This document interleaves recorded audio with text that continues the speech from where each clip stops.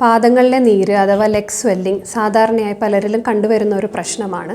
ചിലപ്പോൾ കാലുകളിൽ ഭാരം, നിറവ്യത്യാസം, ചൊറിച്ചിൽ എന്നിവയും ഇതിനോടനുബന്ധിച്ച് കാണാനാകും. ഈ നീരിന് പിന്നിൽ പലതരം കാരണങ്ങൾ അടങ്ങിയേക്കാം.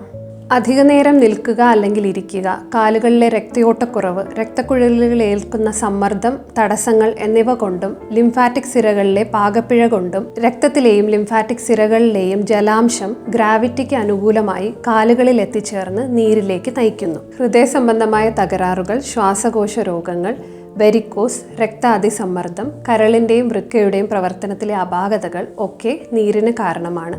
എലിഫന്റിയാസിസ് എന്ന മന്ദരോഗത്തിലും നീര് കണ്ടുവരുന്നു. പ്രായമായവരിൽ രക്തയോട്ടക്കുറവ് കൊണ്ടും ഗർഭിണികളിലും അമിതവണ്ണമുള്ളവരിലും രക്തക്കുഴലിലെ സമ്മർദ്ദം കൊണ്ടും നീര് ഉണ്ടാകാം. കാൽമുട്ട് മുതൽ താഴേക്ക് ഏൽക്കുന്ന ആഘാതങ്ങൾ, പരിക്കുകൾ, ഉളുക്ക്, ഫ്രാക്ചർ തുടങ്ങി എക്സീമ പോലെയുള്ള ചർമ്മരോഗങ്ങളിലും നീര് കണ്ടുവരുന്നു. ഇതുകൂടാതെ ചില മരുന്നുകളുടെയും വേദന സംഹാരികളുടെയും സൈഡ് എഫക്റ്റ് ആയിട്ടും കാലിൽ നീര് ഉണ്ടാകാം. ലക്ഷണങ്ങൾ കണ്ടു തുടങ്ങുമ്പോഴേ ഒരു അംഗീകൃത വൈദ്യനിർദ്ദേശം തേടുക.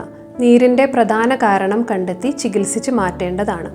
രക്താതിസമ്മർദ്ദം നിയന്ത്രിക്കുക, വ്യായാമം ശീലമാക്കുക, ശരീരഭാരം നിയന്ത്രിക്കുക. കൂടാതെ നീരുള്ള സമയങ്ങളിൽ അധികം നിന്നുകൊണ്ടും ഇരുന്നുകൊണ്ടും ഉള്ള ജോലികൾ ഒഴിവാക്കുകയും കാലുകൾ ഉയർത്തി വയ്ക്കുകയും ചെയ്യാം.